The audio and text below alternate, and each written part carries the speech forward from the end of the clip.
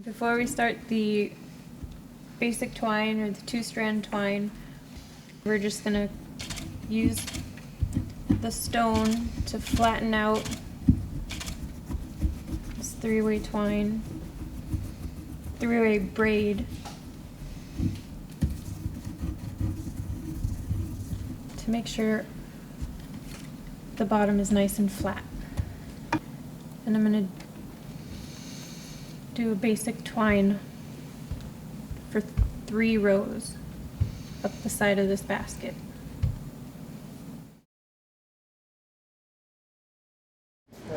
So I've done the three-strand braid and I've just completed that row, so now I'm starting to do the two-strand twining.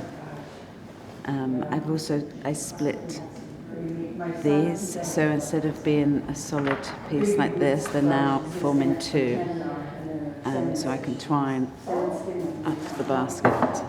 So it'll start at this point to start going straight. So we've got rid of that 3rd strand, we're not going to use that one now. I just need to get the first one of these, make sure I get the right one, and then start twining it.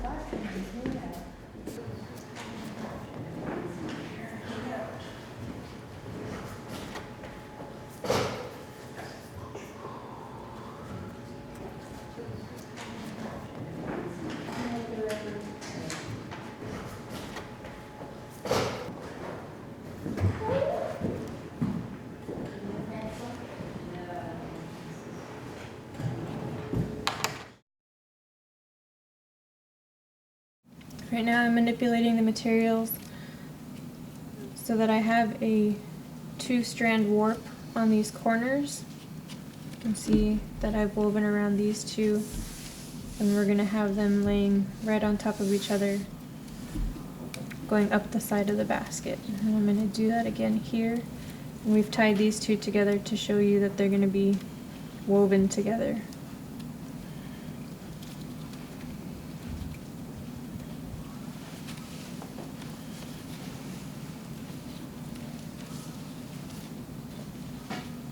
Again, these 2 are coming together, weaving around both of them. And that's going to give us that nice round corner coming up the side of the basket.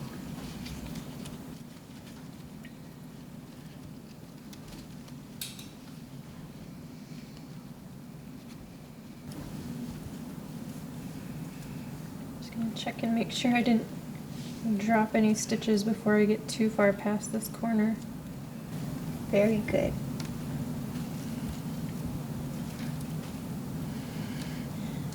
Okay, great. All a little.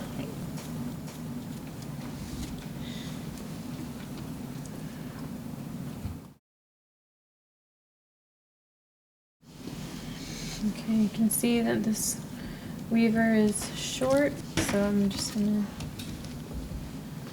add like you normally would. I don't have to needle this one in. The tail on this end is nice and thin, whereas the rest of it is the perfect thickness for the weaving. So I'm gonna use this thinner end as the tail that gets woven in a couple times with the strand on the left, because I don't want to interfere with the consistency of the basket.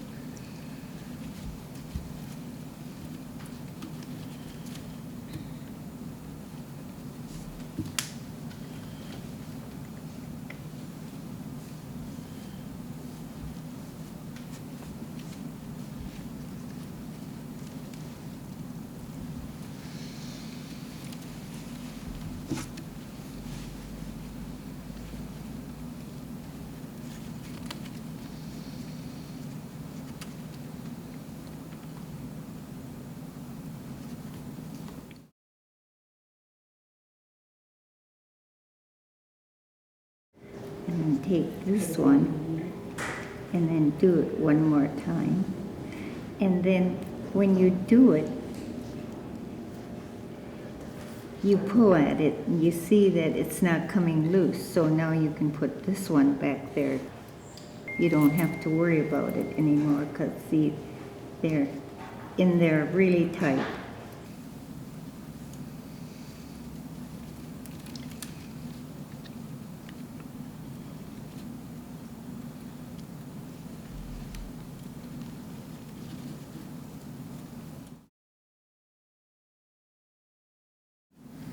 As I'm weaving, I'm trying to keep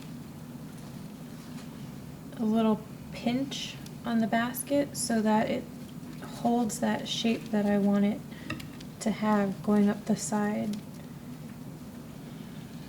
And I'm making sure that when I'm pinching it, I'm pinching on that three-way twine, not this row that I'm weaving right now, because we want it to turn on that three-way braid.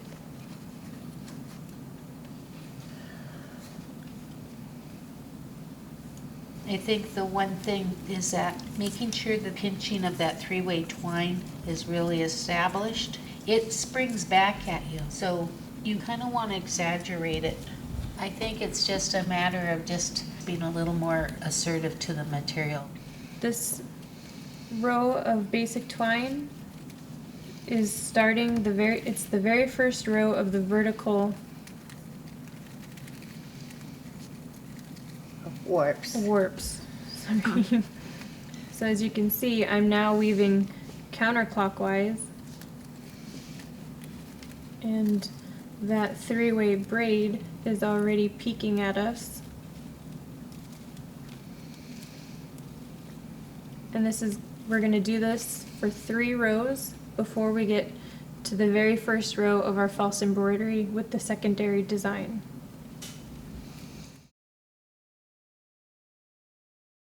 So I'm going to be adding a warp right now. As you can see, there's a couple of spaces here that are just a little bit too wide for the consistency of our stitches. And I'm just going to add a single warp. This is a very common thing to do on your baskets. So what you're going to want to do is just give yourself a little tail at the bottom. You might even want to sew it in if that helps keep it in place. And it's just going to fill that space, and we're going to weave around it.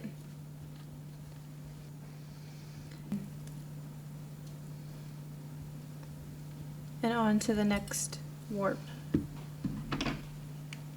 And as you can see, there's another space here. So I'm just going to demonstrate that one more time. I'm going to take our single warp, put it right in that space, holding it with my left hand.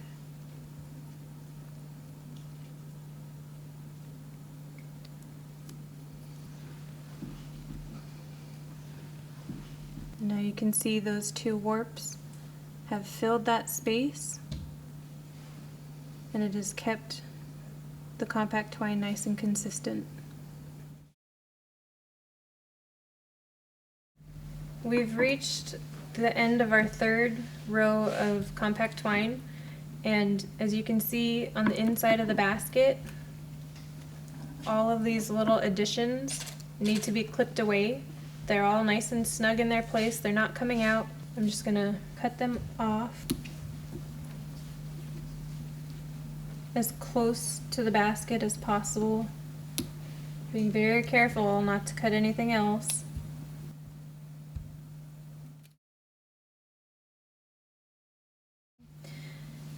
And now that we have this nice flat surface, we're going to put it back on the mold and just use the stone to make it nice and flat again.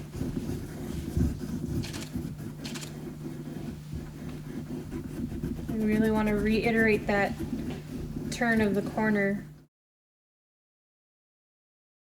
We're ulling the basket again so that our stitches are nice and compact.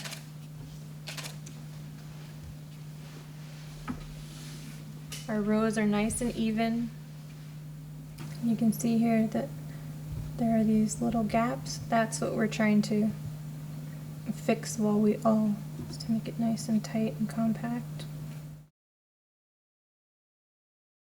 We're gonna show you the 3-strand twine, which is this row right here. It's another very important stitch in basketry, and we don't have any baskets that have this right now on hand, so I'm showing you on this beautiful hat.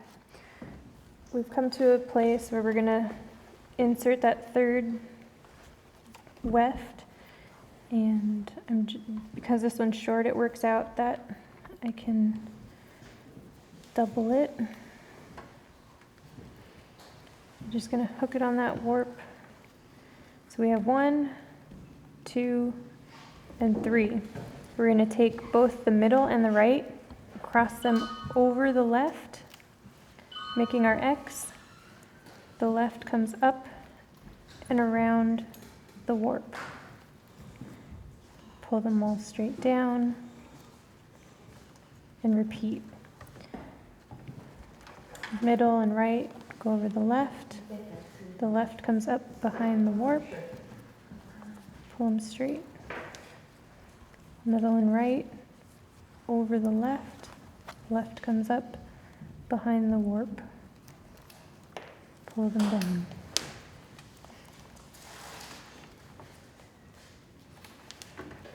I'll do just a couple more so that we can actually see that stitch developing.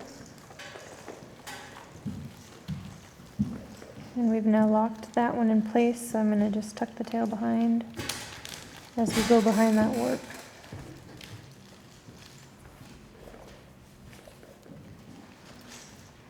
Give it a little tug in the back so that it doesn't peek at you anymore. And you can see now it's starting to develop that really nice 3-strand cord. And you're just going to do that all the way around. So one of the difficulties I had yesterday was working with the material and talking with Holly. It became apparent that some of the preparation of the material during the harvesting and processing phase, perhaps I could have done it differently and better, and definitely the importance of processing your bark properly, I think, really makes a difference in the weaving stage. One of the things that I did incorrectly and that you can really pay attention to is how you feed the bark through the jerry stripper and making sure you follow the grain as much as possible. So at this point I'm going over 2, I'm going under 2, and it's a different technique that Holly got me to do because I was struggling with getting my basket from the base to go up to the sides. You do the same where you bring that one over, but then instead of going over just around 1, you go around 2, and then tighten it as you would. Don't pull too tight because you don't want to bring it in too much, but it's helping me get my sides to come straight up, and it's bringing it up in, and it also creates a nice little different design without using supplemental. Last night I put it onto the base of my form and I let it dry, and now all of these are not kind of straight. So I feel like it's actually in a position now where it's doing what I want it to do. So